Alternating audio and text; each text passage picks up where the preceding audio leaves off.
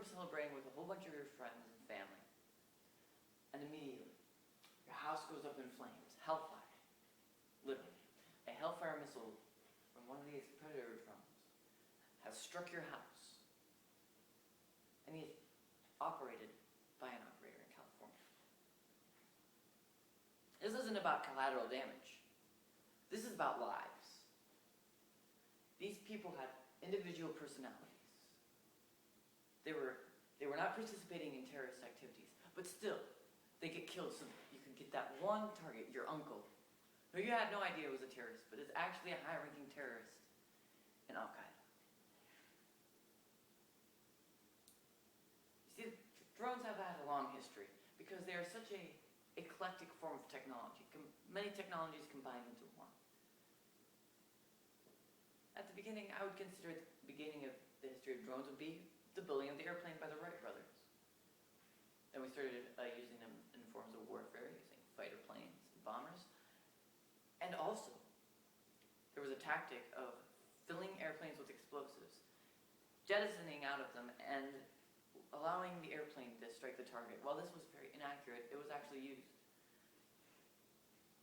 There's also the ballistic missile, invented by the Germans to attack London from Europe. The computer, which now controls the cockpits and the drone itself.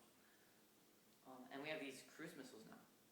These cruise missiles that can target individual areas and be controlled at any time. But the difference between a cruise missile and a drone is simply that you can only use those once. And finally, we have our drones. They can be used multiple times for multiple attacks and multiple purposes. And also, they're cheaper. You don't have to, because you don't have to have flight equipment like helmets and flight suits and life support systems.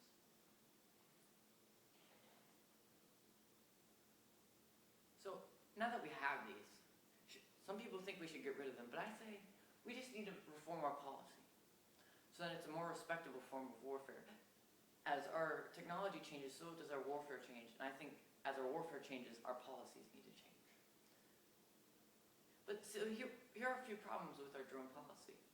Number one, we have CIA agents performing these strikes. This means that CIA agents, who are civilians, they're not military personnel.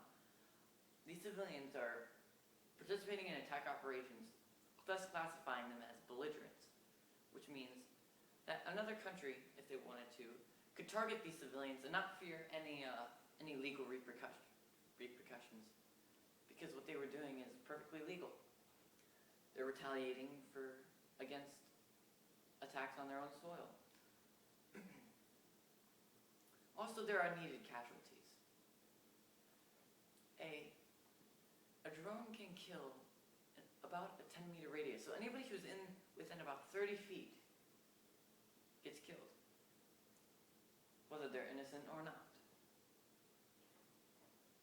And also, we can avoid all this controversy by simply moving our policy around a little, making it a more respectable form of warfare, and then we don't have anything to worry about. But some people want to get rid of drones altogether.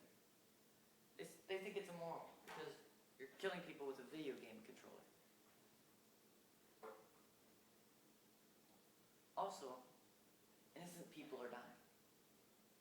So because innocent people are, it's the same kind of thing with banning guns. Just yesterday, a shooting occurred. And immediately, the whole issue of gun control came up. Well, it's kind of the same way with this. As soon as innocent people are killed by drones, we say, get rid of it, we don't need it, we don't want it. But this isn't practical because we need to keep our military on the top notch. So if we don't use this technology, someone else will. And since somebody else will, it's kind of the same thing with nuclear weapons. I don't consider them more a form of warfare, but we need them to be used as a deterrent for other people. It's the same thing with drones. We need to utilize them in the best way, in a respectable manner, so that our country's values are shown. See, as Americans, we need our military to be strong, but we also need it to be seen as an ideal, to be an example to other nations of our values. I think that drones and our values can coincide together. But as long as our drone policy coincides with our policies of freedom and the sacredness of human life and the pursuit of justice, then we have met the mark